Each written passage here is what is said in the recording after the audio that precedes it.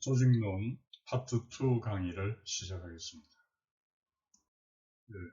제3절 조직 형태론에 들어가기 전에 앞 시간에 했던 파트 1에서 정리를 간단히 하고 넘어가겠습니다. 제가 불러드리는 이 지문이 맞는지 여부를 좀 판단해 보시죠. 공기업의 설립 목적에는 기업가형 정부로의 정부 재창조가 해당이 된다. 공기업의 설립 목적에는 기업가형 정부로의 정부 재창조가 해당이 된다. 이 지문은 틀린 지문이 됩니다. 왜 그런가 하면 공기업, 기업가형 이렇게 연결이 되는 듯이 보이지만 틀린 지문이고요. 왜 그런가 하면 기업가형 정부로의 정부 재창조, 이것은 공기업의 민영화 근거가 되는 거예요. 설립 목적이 아니다. 잘 판단하시기 바랍니다. 그리고 우리가 앞 시간에 위원회를 이야기했잖아요. 그죠? 자, 공정거래위원회, 금융위원회 등등 있는데 그 중에서 다들 국무총리 소속인데요. 유일하게 대통령 소속은 어디죠? 방송통신위원회가 있다. 이것도 같이 기억하면 되겠습니다.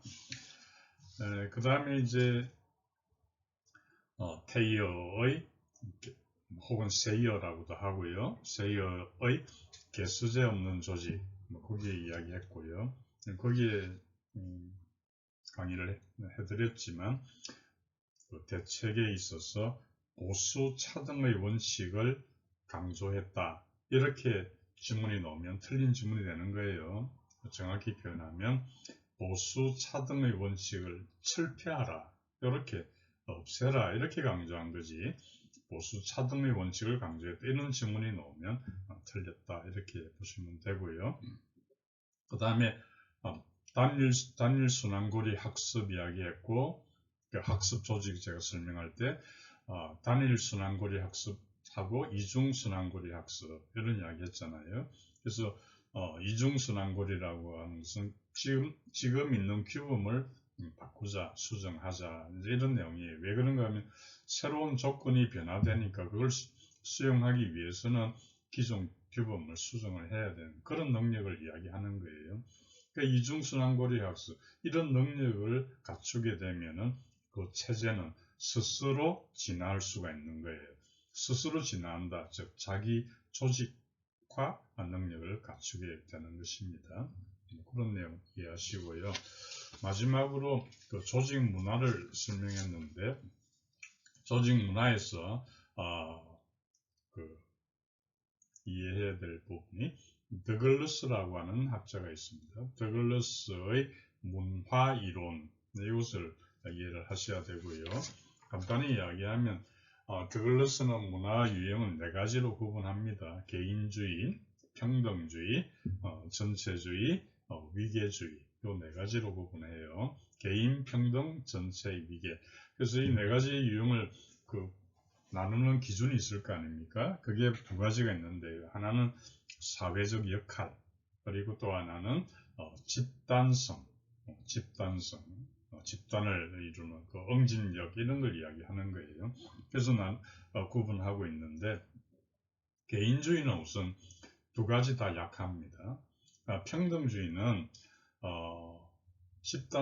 집단성이 강해요. 사회적 역할은 약하고요. 그 다음에 전체주의라고 하는 것은 사회적 역할은 강해요. 그러나 집단성은 약하고요. 위계주의는 2가지 다 강합니다. 집단성도 강하고 사회적 역할도 강하고. 그래서 우선 이 각각의 유형의 성격을 잠깐 보면요. 전체주의부터 보겠습니다. 전체주의는 외부로부터 타율적으로 결정이 되는 거예요. 그러니까 개인의 어떤 자율적인 결정은 배제된다, 이렇게 이해하시고, 그다음 평등주의는요. 평등주의는 집단의식이 강해요. 아까 집단성이 강하다 그랬잖아요. 그래서 집단의식이 강하고, 그래서 결과의 평등을 중시합니다. 그렇기 때문에 자연적으로 복지제도를 의 필요성을 강조하게 됩니다. 그 다음 위계주의요. 위계주의라고 하는 것은 두 가지 다 강하다 그랬죠. 집단성도 강하고 사회적 역할도 강하고. 그렇기 때문에 집단을 위해서 희생을 감수하라, 이런 이제 분위기가 형성이 되는 겁니다. 맨 첫 번째 이야기는 개인주의를 한번 보시죠. 개인주의는 두 가지 다 약합니다. 즉 집단성도 약하고 사회적 역할도 약하고요. 그래서 이 개인주의적 문화에서는 두 가지 다 약하기 때문에 사회적, 자 여기 밑줄 한번 보시죠. 사회적 위험 의식이 충분히 개발되지 못한다. 사회적 위험 의식이 충분히 개발되지 못한다. 요 밑줄 끊는 부분을 잘 기억을 하시기 바랍니다. 그렇기 때문에 이 개인주의적 문화에서는 그 몇 가지 특징을 기억을 하셔야 되는데요. 첫 번째가 기본적인 욕구를 충족하는 책임은 개인한테 있다. 기본적 욕구의 충족 책임은 개인한테 있다. 그 말은 뭘까요? 사회적 복지는 필요가 없다, 불필요하다, 이런 내용이 되는 것이죠. 두 번째 특징은 제도적인 사회복지가 개발되기가 힘들다, 그렇게 볼 수 있고요. 그래서 중요한 것은 개인주의적 문화에서는 사회적 위험의식이 충분히 개발되어 있지 못하다. 이걸 기억하시면 되겠습니다. 자, 이제 제3절 조직 행태론에 들어가도록 하겠습니다. 우선 교재를 보시죠. 236페이지입니다. 동기부여, 그 다음에 리더십, 이 두 가지가 조직 행태에서는 중요한 부분이 되겠습니다. 우선 동기부여 보겠습니다. 236페이지 밑에서 세 번째 줄, 동기부여 이론은 욕구가 결핍되었을 때 어떻게 이를 충족시키려는 활동이 일어나는가를 보여준다. 그래서 맨 밑에 줄에 동기부여 이론에는 크게 내용이론과 과정이론, 거기 밑줄 그었습니다. 내용이론, 과정이론 밑줄 그으시고 시험에, 공무원 시험에 자주 출제되는 게 뭐냐면 동기부여에 관한 이론이 여러 가지가 있는데 그 중에 내용이론에 속하는 것은 어떤 이론이 있고 과정이론에 속하는 게 어떤 이론이 있다. 이걸 물어보거든요. 그걸 잘 기억을 해야 합니다. 자, 오른쪽 맨 위에 가겠습니다. 그걸 설명드릴 겁니다. 전자는, 즉 내용이론은 무엇이 동기를 부여하는가. 후자, 과정이론은 어떻게 어떻게 하면 동기가 부여되는 how가 되겠습니다.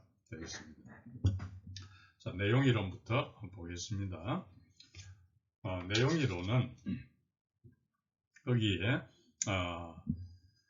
여러 학자들이 있지만 대표적인 학자들로서 마슬로우를 들 수가 있습니다. 마슬로우. 그리고 화면에도 있지만 맥그리거, 그리고 엘드프, 이렇게 되어 있습니다. 자, 같이 보시면요. 마슬로우는 무슨 그 욕구 단계 이론인데 교재를 보기 전에 간단히 정리를 먼저 핵심을 이야기하고 보겠습니다. 마슬로우는 이렇게 봅니다.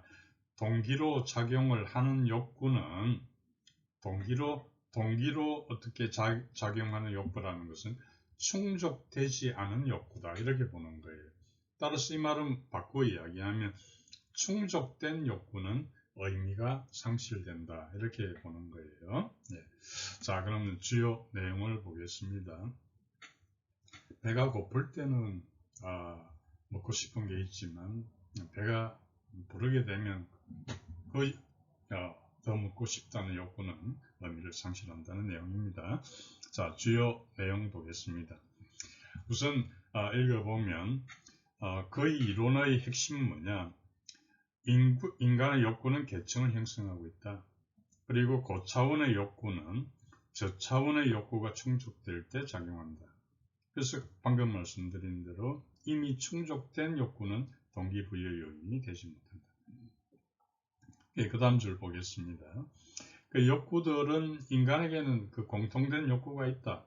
그래서 그 욕구는 계층적으로 배열되어 있다. 낮은 욕구로부터 높은 욕구로. 근데 이게 나중에 이제 비판거리가 되는 거죠. 왜냐하면 사람마다 다르지 않느냐.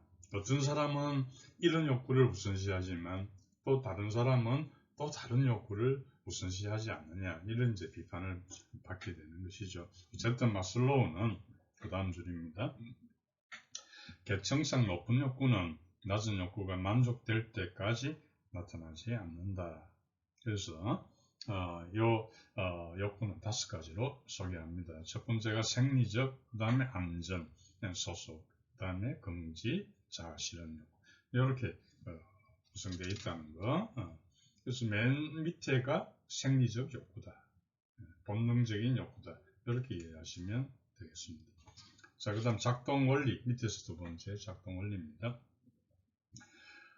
가에 보면 욕구는 순서대로 나타나기 때문에 어느 한 단계를 뛰어넘어서 그 위의 욕구가 나타나는 예는 없다.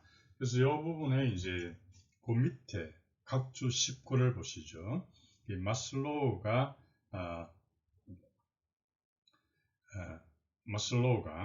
그 자기의 이제 그 견해를 다소 수정을 해가지고 읽어보겠습니다. 98년에 욕구 단계를 새로이 설정을 했는데 지적 욕구, 미적 욕구, 자아실현 욕구, 자기 초월 욕구 이렇게 구분하고 있다. 새로이 설정했다. 이렇게도 알아두시면 되겠습니다. 작동 원리입니다. 그 가면 제가 읽어드리고요. 다음 페이지에 보겠습니다. 나에 가서 여기 밑줄 긋습니다. 나 언어부터 그 다음 자연스럽게 부각기까지 전체를 밑줄을 그으시고 별표 2개 합니다. 어느 한 단계의 욕구가 완전 충족되어야 다음 욕구가 부각되는 게 아니다. 그런 내용이고요. 그래서 3번에 이제 평가로 가겠습니다. 평가에 보면 마슬로우는 장점을 가지고 있어요. 그래서 인간의 욕구를 체계화시켰기 때문에 현대적 동기부여 이론의 기반이 되고 있다는 것은 맞습니다. 근데 비판을 받고 있는 거 있죠. 비판의 내용을 정리를 해보면 크게 2가지로 봅니다. 자, 정리해보면 첫 번째가 그 하위 욕구를 충족한 후에 상위 욕구를 추구한다. 이 내용에 대해서 비판을 받는 거죠. 어떤 내용인가 하면 하위 계층의 그 욕구에 관계없이 상위의 욕구를 추구할 수도 있다. 이런 이제 비판이 첫 번째고요. 예를 들면 이런 거잖아요. 우리 옛날, 그러니까 뭐 조선시대 뭐 이럴 때 보면 선비들이 있었잖아요. 그 선비들은 경제적인 어려움이 있더라도 어땠습니까? 자아실현 욕구를 추구했지 않습니까? 네, 그런 그 우리가 그래서 선비정신 이렇게 해서 다루고 하지 않습니까? 그죠? 네, 그런 것이 그 선비들은 어떤 하위 계층의 어떤 욕구에 관계없이 자아실현의 욕구를 추구했다. 이런 이해가 되겠습니다. 2번째 비판은 욕구라는 것은 어떤 사람마다 다르다라는 거죠. 어떤 사람은 경제적인 욕구가 아주 중시되지만 또 경우에 따라서는 그렇지 않은 사람들도 있으니까요. 이런 비판을 받고 있습니다. 자, 2번째 봅니다. 맥거리그의 X, Y 이론입니다. 쉽게 말하면 X 이론은 사람을 나쁘다 이렇게 보는 것이고 Y 이론은 사람이란 좋은 거다 이렇게 좋은 존재다 이렇게 보는 거예요. 그래서 사람을 나쁘게 보니까 거기에는 타율적인 통제를 가해야 되는 거고 Y 이론처럼 사람을 좋은 존재다 그러면 그 사람들은 자율적인 통제, 스스로의 통제가 가능하다 이렇게 보는 거지 않습니까? 우리가 성악설, 성선설 거기에 대입을 해도 되겠습니다. 그래서 그 정도 이해를 하시면 됩니다. 그래서 X 이론, Y 이론 그렇게 됩니다. 다음 페이지 넘기겠습니다. 240페이지에 가면 3번째 이제 엘드프의 ERG 이론이 있는데 이 ERG 이론은 잘 기억을 해야 합니다.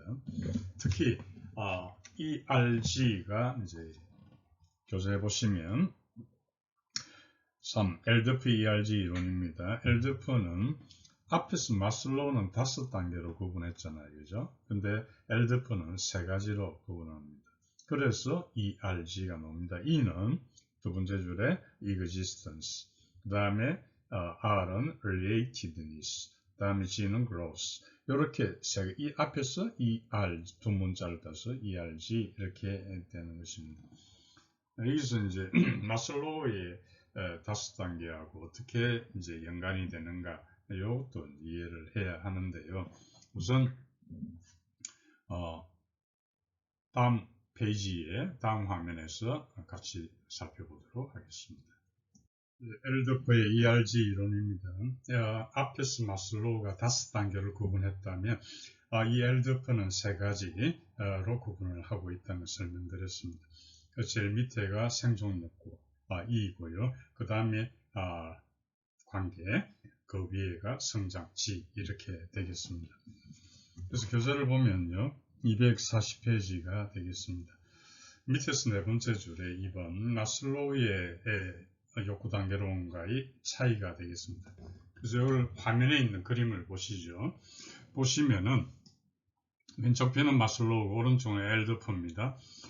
그 표를 잘 보셔야 되는데 보면은 생리적 욕구 포함되어, 즉 엘드프의 생존 욕구에는 마슬로우의 생리적 욕구가 포함되고 그 위에 올라가면 물리적 안전입니다. 그러니까 안전 욕구는 2가지로 구분되는데 하나는 신분 보장이 있고 또 물리적 안전인데요. 엘드프의 생존 욕구에는 그 2개 중에 한 가지 물리적 안전까지만 포함되는 겁니다. 이해되시죠? 그 다음에 관계 욕구는 신분 보장부터 그 다음에 금지와 존경에서의 타인의 인정까지가 해당이 되는 거예요. 이 부분을 명확히 해서 이해를 하시면 되겠습니다. 자, 그럼 차이를 보겠습니다. 오른쪽 241페이지 두 번째 줄입니다. 크게 다른 점은 2가지인데요. 하나입니다. 한 가지 이상의 욕구가 동시에 작용할 수 있다. 밑줄 긋고 별표 하나. 그래서 이것은 마슬로우는 한 단계의 그 욕구 충족 이것만 강조를 했는데요. 아니다. 좀 복합적인 그런 성격을 강조를 하고 있습니다. 두 번째입니다. 두 번째는 그 밑줄을 다 그으시죠. 둘째 마슬로우는부터 그 밑에 나타난다까지 다 밑줄 그으시고 별표 3개 합니다. 이걸 잘 이렇게 보셔야 되는데 왜냐하면 그 두 번째 줄에 보면은 진행 과정만 있잖아요. 만에다가 동그라미 치시고요. 그 다음 줄에 보면 제일 왼쪽에 진행과 있죠. 과 아울러 과에 동그라미 칩니다. 만하고 과를 잘 동그라미 치시고 이게 공무원 시험에 지문에 착각하기 쉽도록 이렇게 출제가 되기도 하거든요. 자, 설명드리겠습니다. 마슬로우는 저차원의 욕구가 만족이 되면 고차원 올라갑니다. 그걸 만족 진행 과정. 근데 마슬로우는 이것만을 주장했습니다. 그러나 엘드프는 그 밑에 줄에 있는 좌절 퇴행 과정을 강의했다 이렇게 돼 있잖아요. 이게 무슨 말인가 하면 이거는 예를 들어서 어떤 사람이 홍길동이라고 하는 취준생이 어떤 이제 회사 취업을 하기 위해서 어떤 회사에 이제 확정이 됐단 말이에요. 그러고 보니까 그 위에 있는 조금 더 나은 회사가 문에 들어온 거예요. 그러면 이걸 버리고 그 위에 있는 더 나은 회사로 이제 갑니다. 입사를 하려고 해요. 근데 결과는 낙방을 했단 말이에요. 그러면 그때 돼서는 자기가 놓쳤던 이미 확정됐으면 자기가 버렸던 거기에 대해서 더욱더 애착이 가게 되는 거죠. 그죠? 아깝기도 하고. 그 내용입니다. 자, 그게 바로 좌절 퇴행 과정입니다. 문제는 엘드프는 좌절 퇴행 과정만을 강조했다. 이렇게 놓으면 틀린 거예요. 좌절 퇴행 과정 플러스 마슬로우가 했던 만족 진행 과정도 다 다뤘던 거예요. 그 두 가지 다 했다. 이렇게 이해를 해야 되는 것입니다. 그래서 만족 진행 과정 플러스 좌절 퇴행 과정 가미 이렇게 이해를 하시면 되겠습니다. 읽어보면 즉 상위 욕구가 이제 충족이 안 된다. 제가 이야기한 보다 나은 회사 입사가 안 된다. 이렇게 된다면 이전에 내가 버렸던 그 회사의 중요성이 더 커진다. 이렇게 이해하시면 되겠습니다. 그래서 밑으로 쭉 내려와서 3번의 평가를 보겠습니다. 그 ERG 이론의 여러 가지 그 좌절퇴행 가설을 이야기한 거는 그건 의미가 있다 이렇게 보는데요. 그러나 그게 이제 장점이 되는 거죠. 그 이론의 보편성이 부족하다는 단점이 있기는 합니다만 좌절퇴행 가설을 주장했다는 점이 긍정적으로 평가된다. 이게 무슨 말인가 하면 회사를 경영하는 입장에서 보면 자기의 종업원이 만약에 관계 욕구를 충족을 시키지 못한다 그러면 어때요? 그 밑에 있는 존재 욕구의 충족을 통해서 이제 불만을 해소하려고 하겠죠. 그럼 회사를 경영하는 사람 입장에서는 더 많은 금전적인 보상이 필요하게 되겠습니다. 그렇기 때문에 좀 더 낮은, 좀 더 높은 차원의 종업원의 요구를 충족시켜주는 것이 나중에 혹시 될지도 모르는 하위 차원의 욕구에 들어가는 비용을 미리 막아줄 수가 있다. 이런 면에서 경영학적인 의미에서 의미가 있다. 이렇게 보겠습니다. 그 밑에 이제 4번의 허즈버그의 이요인 이론입니다. 허즈버그는 두 가지로 요인을 구분을 하는데요. 하나가 동기 요인이 있고 위생 요인이 있습니다. 동기 요인이 한 차원 높은 거예요. 위생 요인은 아래 차원의 것이다. 이렇게 보는 거예요. 여러분 제가 질문 하나 하겠습니다. 만족의 반대가 뭐죠?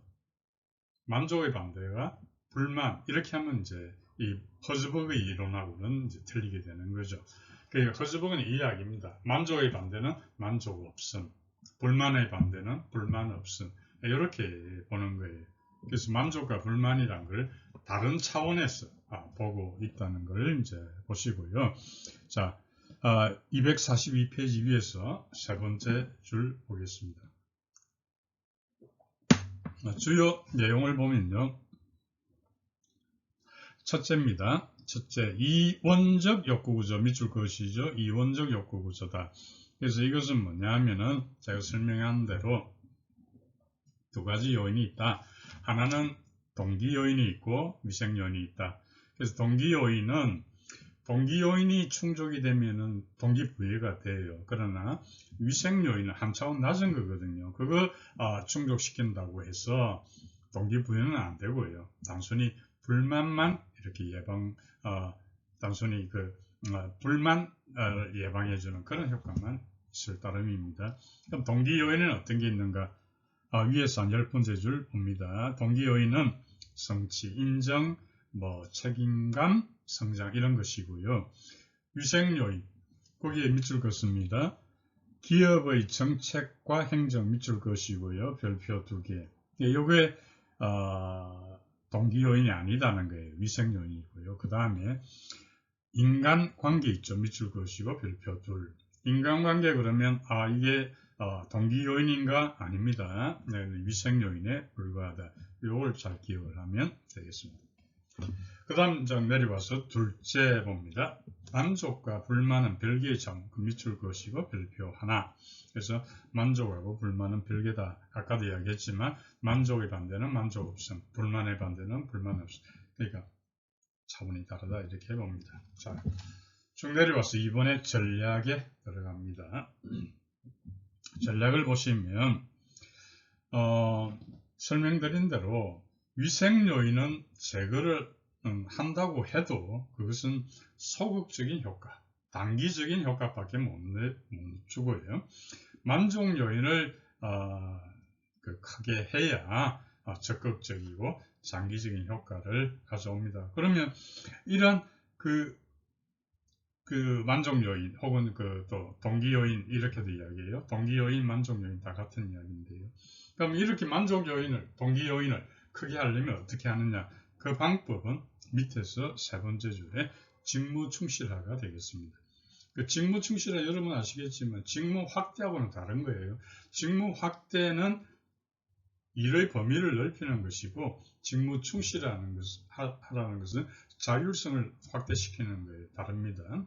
자, 그래서 직무 충실화를 해줄 때 비로소 이제 동기 요인이 커진다. 이렇게 보는 것입니다. 자, 3번의 평가, 243페이지 5번째 줄 3번 평가 봅니다. 이 요인론은 불만의 해소에만 관심을 두었던 전통적인 방법하고는 전혀 달랐다. 이런 점에서 장점으로 지적할 수가 있습니다. 자, 5번째가 직무 특성이론 밑줄 긋고 별표 3개고요. 이 직무 특성이론은 빈출되는 그런 주제가 되겠습니다. 그리고 직무 특성이론은 내용이론에 속하는 것입니다. 자, 이 이론은 동기를 유발하는 권한이 수행되는 직무의 내용에 있다. 이렇게 보는 것이에요. 그래서 그 내용을 간추려 보면 해크만과 올드햄은 5가지 핵심적인 그 직무 차원이 중요하다. 그러니까 이 과정에서 종업원의 성장 욕구 강도가 주의 변수다. 이런 내용인데요. 다음 페이지 그림을 보겠습니다. 그림을 보면 이 그림은 잘 기억을 하시고요. 핵심 직무 특성은 5가지, 기술 다양성, 정체성, 중요성, 자율성, 완료 이렇게 되고요. 그 다음 위에 3가지는 직무의 의미성하고 연결되고 자율성은 책임감하고 완료는 결과에 대한 지시. 이런 것들의 밑바닥에는 직무 수행의 성장 욕구 수준이 깔려 있고요. 그 다음에 맨 오른쪽에 동기부여, 높은 업무 성과 이렇게 되는 겁니다. 자, 그럼 하나씩 보겠습니다. 만약에 자, 2번 봅니다. 244페이지 2번 핵심 직무 차원의 내용입니다.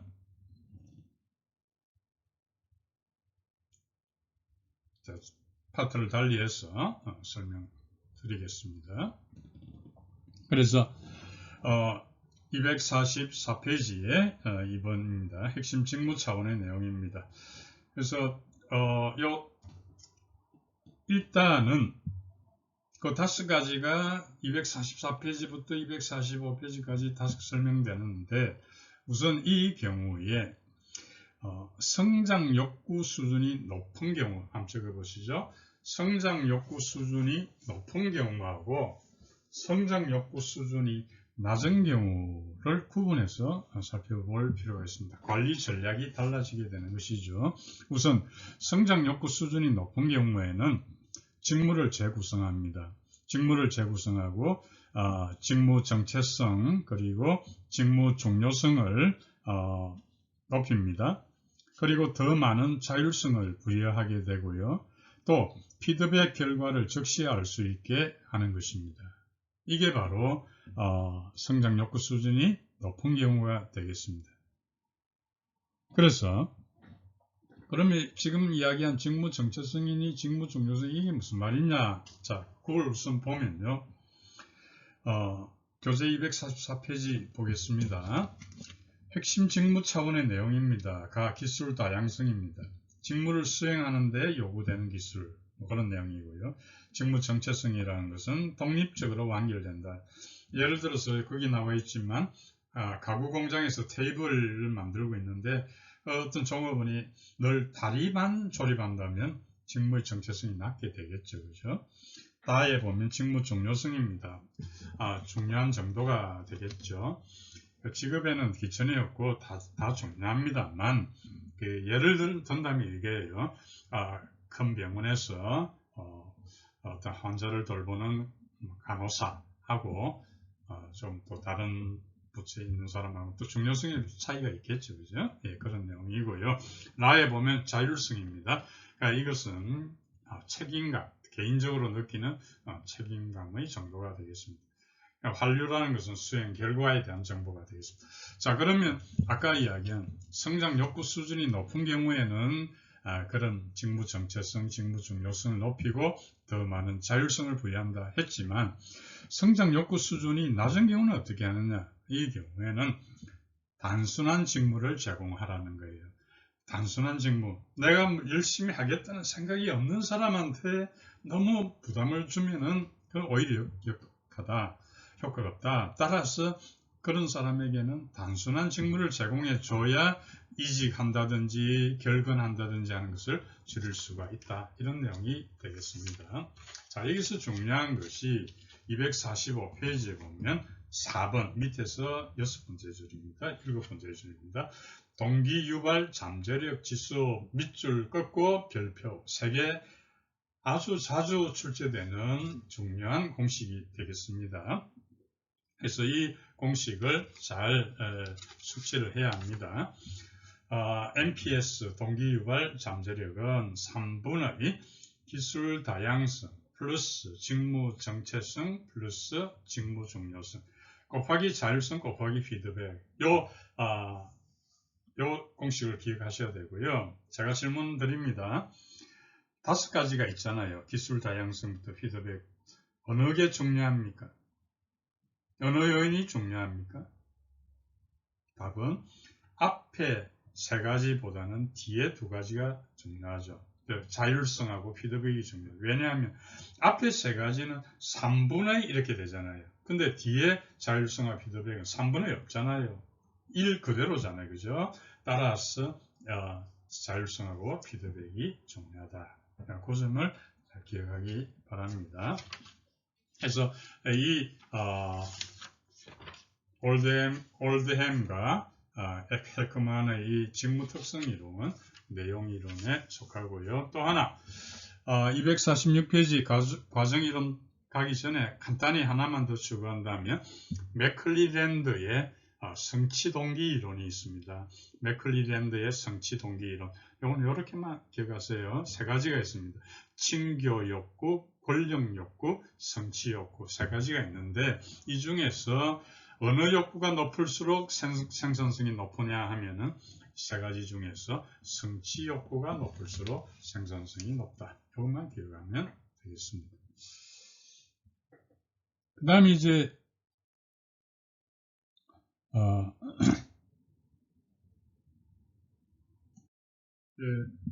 조직 형태론 중에 동기부여의 과정이론에 대한 설명을 진행하겠습니다.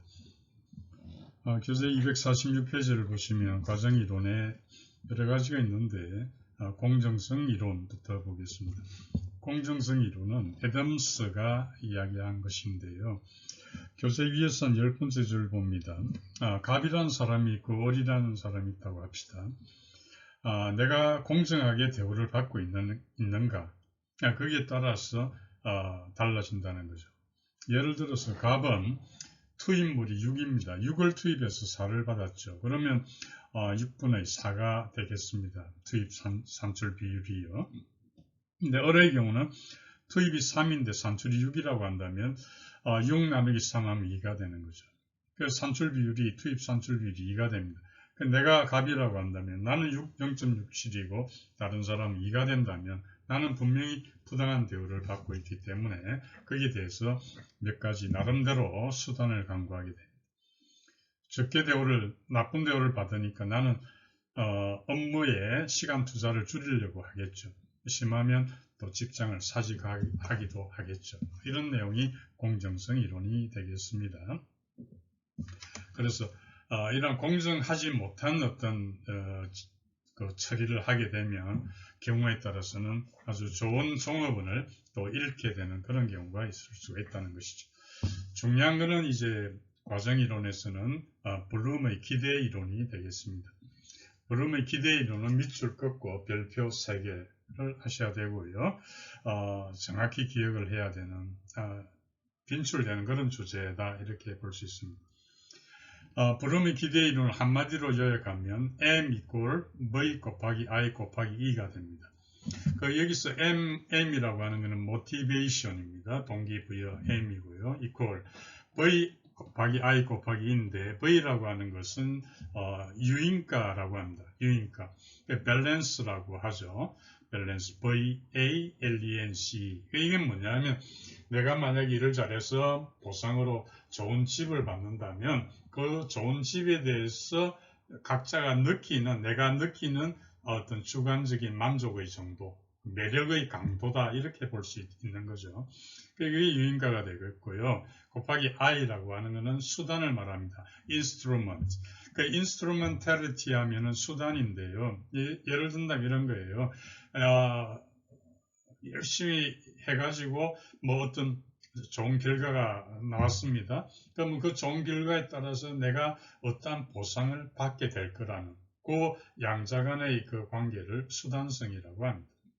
그 다음에 E라고 하는 것은 expect라고 하는 거죠. 기대치라고 합니다.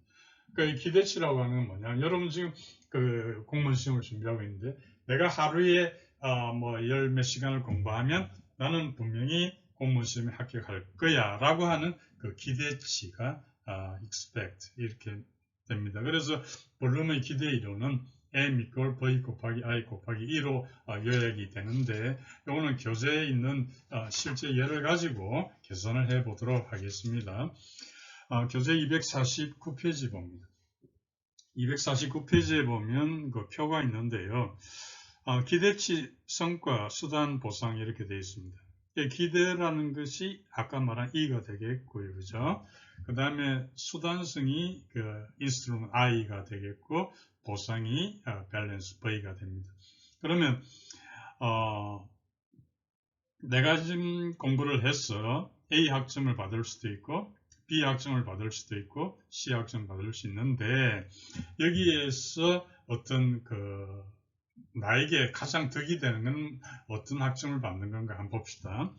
우선 A 학점의 경우입니다. 기대치가 0.3입니다. 그러니까 그 밑에 249페이지 그 표 밑에 네 번째 줄 봅니다. 세 번째 줄, 각 학점별 유인가를 계산해 봅시다. A 학점의 경우는 보시면 A 학점을 받게 되면 좋은 직장이 0.8이 되겠네요. 수단성이 0.8입니다. 근데 그게 예를 든 거예요. 좋은 직장이 보상이 8이니까 0.8 곱하기 8 더하기 그 다음 대학원 진학 1.0 곱하기 10 더하기 0.1 곱하기 5 이렇게 하면 유인가가 A 학점인 경우는 16.9가 됩니다. 예. 근데 B 학점인 경우는 어떻게 계산되나요? 0.6 곱하기 8 더하기 0.8 곱하기 10 이런 식으로 대주고요. C 학점의 경우는 0.5 곱하기 8 더하기 0 곱하기 10 뭐 이렇게 대주면 됩니다. 그러면 계산한 값이요. 네 번째 줄입니다. A 학점의 그 보상의 유인가가 16.9, B는 13.3, 그 다음에 C는 3.5죠. 이게 여기에다가 이제 기대치를 곱해줘야 되겠죠. 그죠? 예.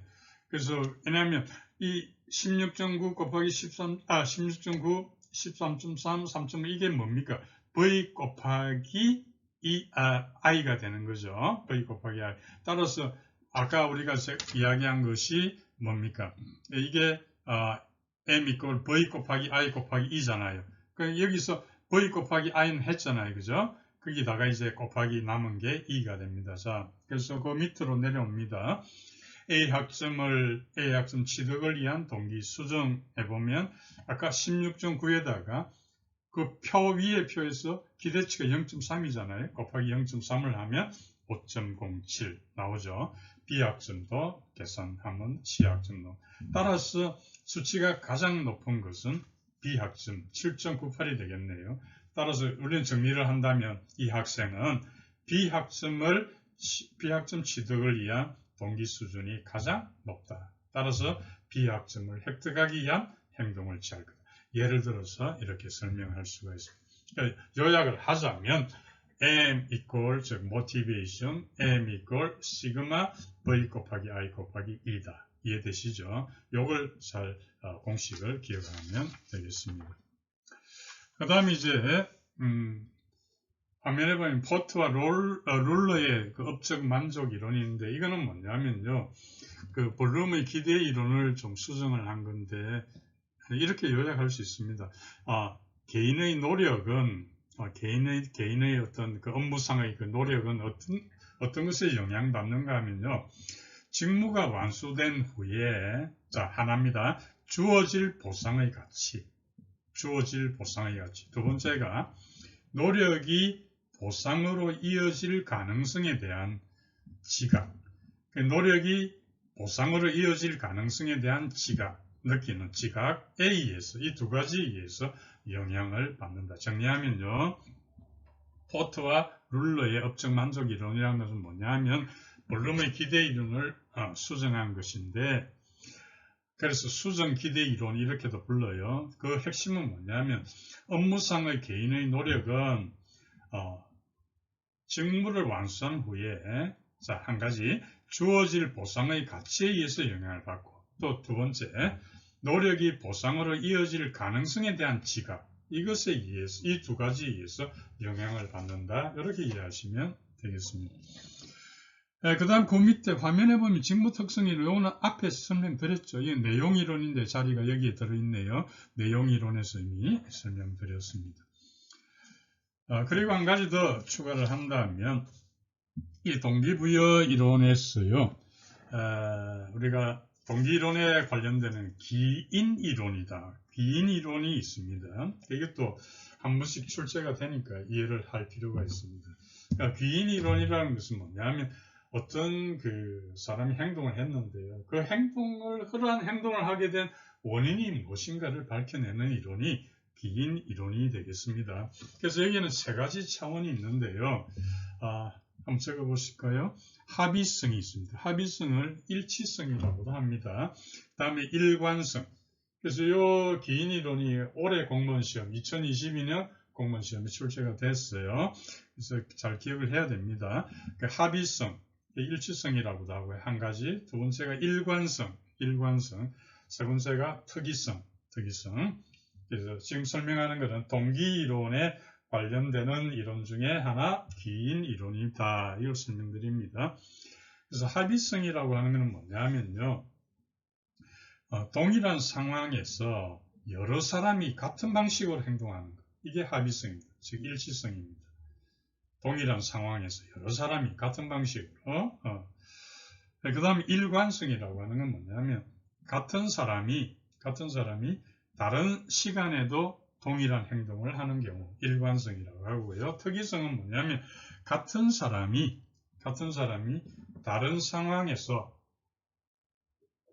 다르게 행동하는 것을 특이성이라고 한다. 정리하면 동기이론에 관련되는 이론으로 기인 이론이 있는데, 기인 이론에는 세 가지 차원이 있다. 그래서 합의성, 일관성, 특이성. 합의성의 일치성이라고도 한다. 그 정의를 제가 설명드렸습니다. 그러면 이걸 여러분이 그냥 암기하기는 좀 그렇잖아요. 그러면 사례를 하나 들어서 예를 들면 이해가 쉽지 않을까 해서 설명드리겠습니다.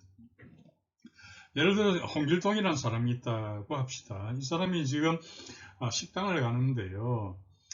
식당을 가서는 다른 사람은 불평을 안 하는데, 이 홍길동은 불평을 합니다. 그러면 이거는 뭐가 되죠? 세 가지 차원 중에서 뭐가 낮은 거다? 합의성이 낮다.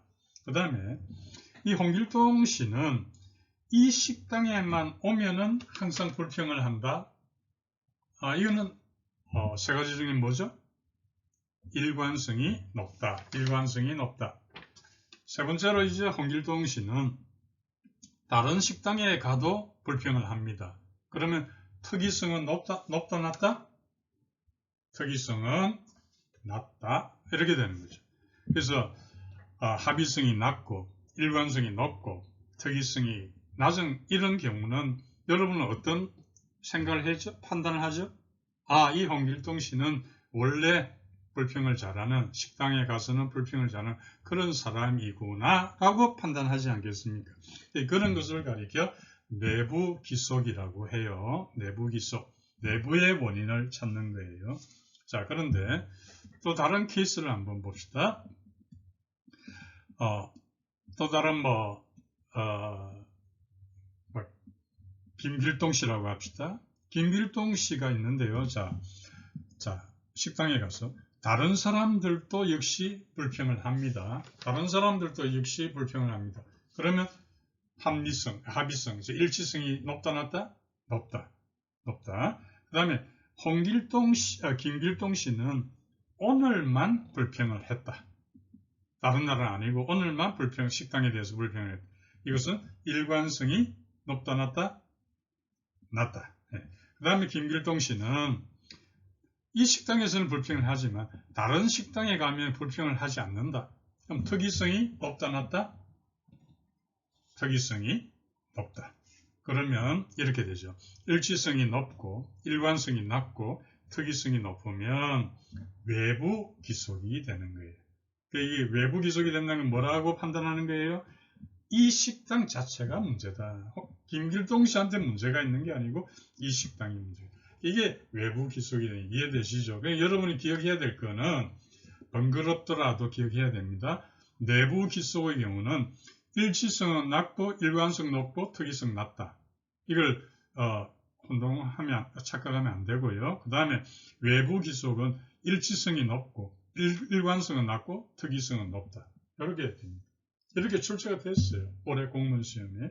그래서 반드시 정확히 기억을 해야 됩니다. 그리고 기인 이론에 있어서 그 지각을 아까 이야기했잖아요. 지각의 그 오류에 대해서도 알아둬야 합니다. 세 가지만 정리해 보면 첫 번째가 기인 오류가 있습니다. 기인 오류라고 하는 것은 타인을 평가할 때요. 어떤 외면적인 요소는 과소평가하고요. 내면적인 요소를 과대평가합니다. 예를 들어 본다면 내가 어떤 상사예요. 자동차 판매 회사의 상사인데 판매부 여러분이 판매부 자동차 판매 회사의 그 상사인데요. 판매부 직원들이 있는데 이 판매부 직원들의 실적이 아주 저조해요. 근데 실제 원인은 뭐냐면 다른 경쟁사에서 새로운 제품을 출시를 했는데요. 이것을 그 상사가 판매부 직원들의 게으름으로 돌리는 것, 이런 게 바로 기인 오류가 되는 거예요. 두 번째 오류는 자기 고향적 편향이라고 합니다. 자기 고향적 편향이 출제가 되니까 이 용어 자체도 그대로 기억을 해야 됩니다. 이것은 뭐냐면 자기 고향이다. 이 말은 자신의 성공은 아주 자기 탓이다. 내가 능력이 좋아서 성공한 거야. 이렇게 보는 거예요. 자신의 실패는 뭐로 보느냐. 내 능력과 관계없이 내가 실패한 거는 다른 사람들이 나한테 비협조적이었다. 뭐 등등 세상이 돌아가는 게 어쨌다. 이런 외면적인 요소를 찾는 게 자기 고향적 편향이다. 세 번째가 자기 실현적 예언이라는 게 있어요. 자기 실현적 예언이다. 이것은 뭐냐 하면 우리가 긍정적인 다른 사람에 대해서 특히 부하에 대해서 긍정적인 기대를 할 수도 있고 부정적 기대를 할 수 있잖아요. 그게 부하들에게 상당한 영향을 주는 거예요. 예를 들어서 상사가 부하한테 당신은 할 수 있어요 이렇게 말하는 거하고 내가 그럴 줄 알았다 이런 식으로 이야기하는 거하고는 다르잖아요. 그러면 부하의 성과는 다르게 나타나게 되는 거죠. 이런 것들이 지각의 오류에 속한다 해서 기인 오류, 자기 고향적 편향, 자기 실현적 예언, 이걸 잘 기억을 하시고요. 특히 더 중요한 건 앞에 이야기한 세 가지 차원에서 내부 기속, 외부 기속은 잘 정리를 하셔야 됩니다. 예.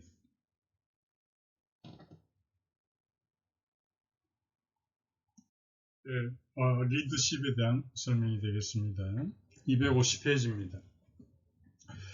이 리더십이고요. 리더십의 개념 나옵니다. 거기 한자가 좀 보이죠. 네 번째 줄 공자는 3인행 하면 필유아사언이라 이렇게 했습니다. 이 뜻은 3인이 길을 떠나게 되면 필유 반드시 있게 된다. 아사 나의 스승이 있기 마련이다. 3인이 가다 보면 길을 떠나다 보면 반드시 거기에는 나의 스승이 있다. 이런 식으로 거기에는 어떠한 리더가 존재한다는 걸 이야기하는 것이죠.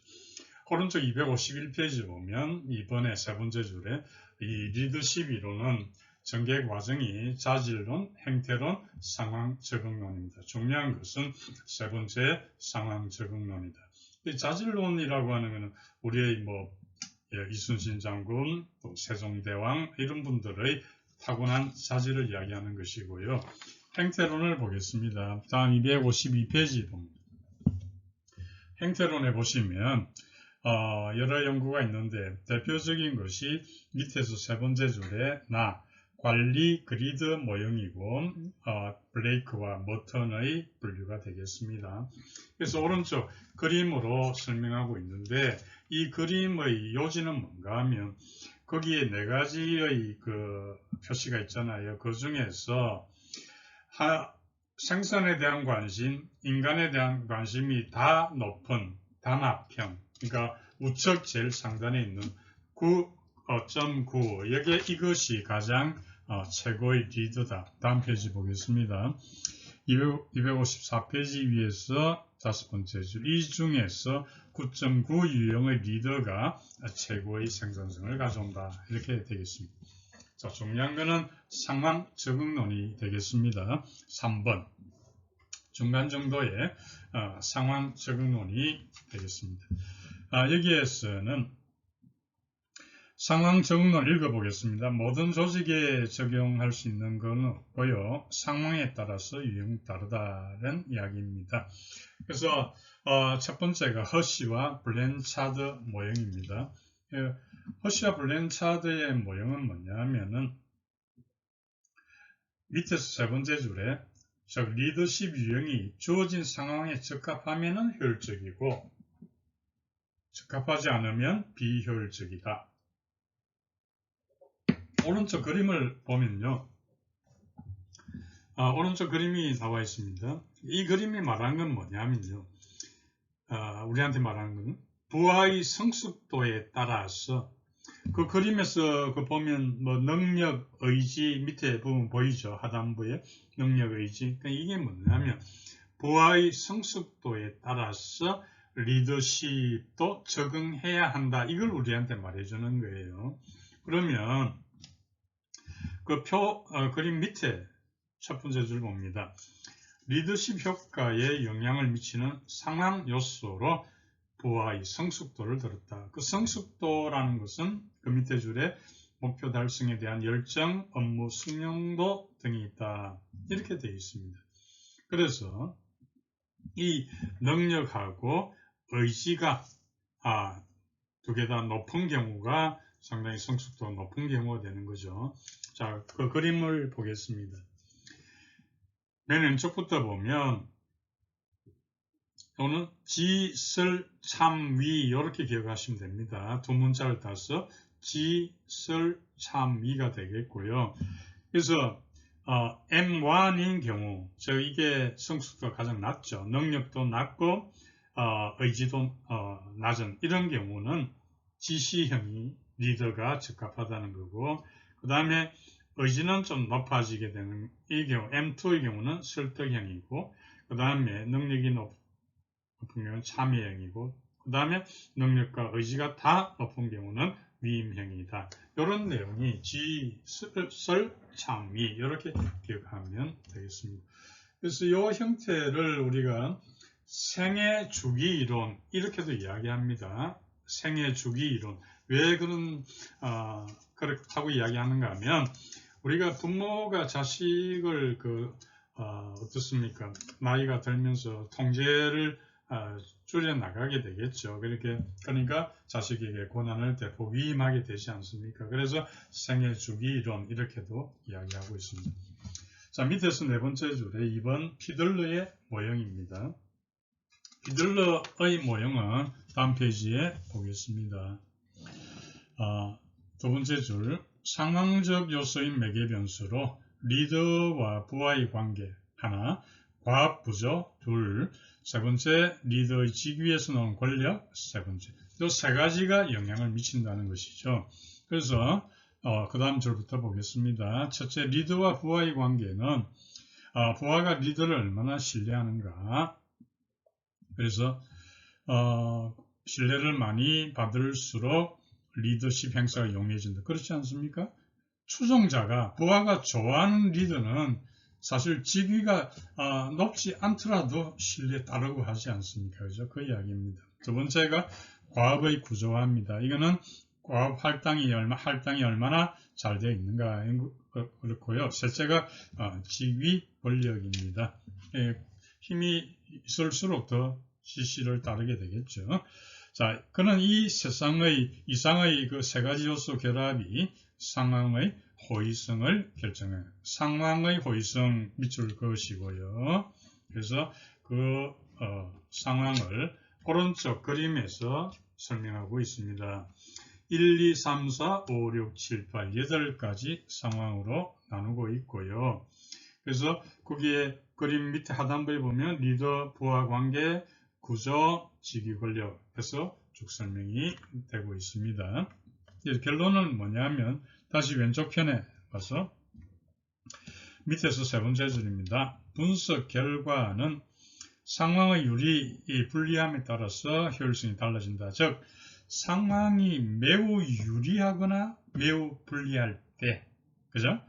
그럴 때는 과업 지향형이 효과적이고 중간 정도일 때는 관계 지향형이 더 효과적이다.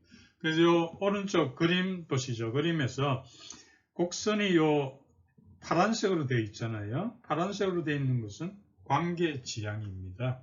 관계 지향. 그 다음에 검은 점선으로 되어 있는 것은 업무 지향이 되겠죠. 그래서 보시면 중간 정도인 경우는 관계 지향이 높다. 이렇게 볼 수 있습니다. 자, 이 경우에 한 가지 여러분들이 유의해야 할 것이 뭔가 하면요. 각주 24입니다. 각주 24인데요. 각주 24에 보면 어떤 리더가 과학지향적인가 혹은 인간관계 지향적인가를 결정하기 위해서는 LPC 점수로 평점으로 측정을 하게 됩니다. 그래서 이거는 뭐냐 하면은 다섯 번째 줄입니다. LPC라고 하는 것은 함께 일해본 다수의 동료 중에서 함께 일하기 싫었던 사람, 이걸 이야기하는 건데요. 그래서 이 점수를 높게 주면은 이 리더가 상당히 좀 넓은 마음의 사람이잖아요. 그죠? 그래서 이거는 인간관계 지향이다. 이렇게 보는 거예요. 근데 그 점수가 박하잖아요. 그러면 과업 지향이다. 이렇게 평가를 합니다. 그래서 LPC 점수로 되고 이건 어떻게 측정하는가 하면 밑에서 두 번째 줄 이 조사표는 8점 척도로 된 16개, 24개 문항 구성되어 가지고요. LPC가 63점 이상은 LPC가 높은 사람, 56점 이하는 LPC가 낮은 사람으로 간주한다. 또 같이 이해를 하면 되겠습니다. 자, 이제 이런 리더십에 대한 새로운 시각으로서 나오는 것이 다음 페이지입니다. 258페이지 맨 윗줄에 1번에 거래적 리더십이라는 게 있고 변혁적 리더십입니다. 중요한 거는 변혁적 리더십이죠. 거래적 리더십은 우리가 쭉 해왔던 것이고 거래관계가 리더가 하는데 부하가 다루는 것은 나한테 뭔가를 주기 때문에 거래적 리더십. 오른쪽에 변혁적 리더십에 대해서 보면요. 다 부분봅니다. 다. 오른쪽 259페이지 밑에서 한 10번째 줄에 다. 변혁적 리더십의 구성 요소가 어떤 게 있다. 이것만 기억하면 되겠습니다. 그래서 변혁적 리더십의 요소는 세 가지. 카리스마, 지적 자극, 개별적 배려. 한번 훑어보시면 되겠습니다. 다음 261페이지에 4번에 들어갑니다. 여기에서 한 11번째 줄 기타 리더십 이론입니다. 리더십 대체 이론. 리더십 대체 이론 밑줄 긋고 별표 둘. 이거는 커와 저미어라고 하는 학자가 제시한 것인데요. 요인이 세 가지입니다. 밑에 리더십 향상 요인, 중화 요인, 대체 요인. 그래서 우선 그 향상 요인이라고 하는 것은 리더의 영향을 확대시켜주는 요인이다. 이렇게 이해하면 되고요. 예를 든다면 뭐 리더의 지위가 뭐 격상된다든지 뭐 그런 것이 되겠습니다. 그 다음에 두 번째가 리더십 중화 요인. 그 중화 요인을 무력화 요인 이렇게도 부르거든요. 그래서 리더의 그 효과를 약화시키는, 중화시키는 그런 요인이다. 뭐 그렇게 봅니다. 그 리더십의 영향력을 좀 줄이는 게 되겠고요. 세 번째가 리더십 대체 요인. 이거는 리더의 행동을 불필요하게 만든다. 필요 없게 만든다. 이 말은 뭐냐면 리더의 지시가 없어도 부하들이 자신들의 직무를 성공적으로 수행할 수 있다 이 말이 되는 거예요. 그래서 여러분들은 여기에 속하는 게 대체 요인에 속하는 게 뭔가, 중화 요인에 속하는 게 뭔가 이런 것들을 좀 알아둘 필요가 있습니다. 그래서 거기 보면 리더십의 대체 요인은 뭐냐? 그 구성원들이 자신의 역할 명확히 이해한다. 그 업무 수행 방법 잘 안다. 그리고 과업이 잘 구조화되어 있다. 이런 것도 대체 요인이 되겠습니다. 또 부하가 똑똑한 것도 대체 요인이 되겠죠. 맨 밑에 줄 중화 요인입니다. 그러니까 무력화시키는 요인은 리더의 그 무력화시키는 그 요인을 보면은 예를 든다면 보수제도가 뭐 경직화 되어 있다든지 뭐 이런, 또는 262페이지 위에서 두 번째 줄 부하가 일을 잘했으면 상도 주고 해야 되는데 리더가 그런 상을 줄 수 있는 권한을 갖고 있지 않다. 이런 것도 다 중화 요인에 해당이 되겠습니다. 세 번째로 의사 전달입니다. 교재 262페이지입니다. 그 의사 전달의 의의를 보면 의사 전달은 사람들 간에 정보를 주고받는 과정이다. 중요하다라고 할 수 있겠죠. 네 번째 줄입니다. 혈관이 막히면 심장에 이상이 오듯이 이런 의사 전달이 막히면 조직의 심장에 이상이 올 수 있다. 이렇게 볼 수 있겠습니다. 그 SNS가 발달됨으로 해서 의사 전달의 중요성은 더욱더 커지고 있다. 이렇게 보고요. 우리가 수험상 중요한 것은 밑에서 세 번째 줄입니다. 이 수직적, 수평적, 대각적 의사 전달. 여기 각각 속하는 게 어떤 게 있다는 것을 꼭 기억해야 됩니다. 수직적 의사 전달은 다시 하향적, 상향적으로 구분되고요. 상위 하달. 하향적이라고 하는 것은 위에서 상위가 하달되는 거예요. 그래서 오른쪽 맨 위에 명령, 지시, 훈령. 그 다음에 밑에서 상향적으로 해당되는 게 보고, 제한 제도가 해당이 됩니다. 그럼 수평적인 의사 전달은요, 행적인 것으로 해람이나 공람 같은 게 해당이 됩니다. 해람이나 공람이 해당이 됩니다. 그럼 대각적 의사 전달입니다. 이것은 개수상의 직속 상관이나 직속 부하가 아닌 사람들 간의 의사 전달, 뭐 개성과 막료 간의 의사 전달, 이게 대각적 의사 전달이 되겠습니다. 의사 전달은 중요하다는 말씀을 드렸는데 실제 있었던 일인데요. 미국에서 교회 유명한 목사님이 이제 설교를 하면서 투쟁을 하자 이런 식으로 fight라고 발음을 해야 되는데 그 설교에 이제 열중하신 나머지 fight라고 하지 않고 fire라고 이야기를 했습니다. 몇 번이나 fire라고 했습니다. fight라고 해야 되는데 화재라면 fire를 연달아 말하는 바람에 그 당시에 갑자기 이제 그 신자들이 이제 밖으로 나가려고 하다가 100명 이상의 분들이 압사한, 사망한 실제 예가 있습니다. 의사 전달은 중요하다 이런 것이고요. 우리가 수험적으로 볼 때 의사 전달의 과정이 중요하다. 그래서 의사 전달의 과정은 다음 264페이지 보겠습니다.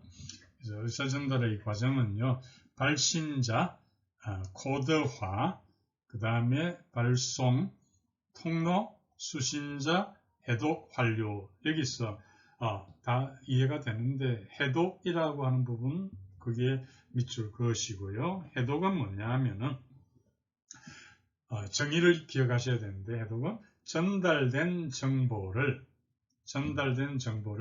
자신의 생각으로 변환시키는 과정, 자신의 생각으로 변환시키는 과정이다. 그렇게 되고요. 그 다음에 이제 의사전달망이 있는데 이것은 여러분들이 교재 267페이지에 그림 있죠. 그림 7-13을 한번 좀 보시고 실제로 한번 그려보시고 하면 되겠습니다. 예, 동기부여 이론에서 내용이론, 과정이론 소개드렸죠. 내용이론에 속하는 게 마슬로우, 그리고 엘더프, 그 다음에 허즈버그, 그 다음에 직무특성이론 등등 소개드렸고요. 과정이론에서는 블룸의 기대이론, 공정성이론, 또 수정기대이론 등을 설명드렸고요.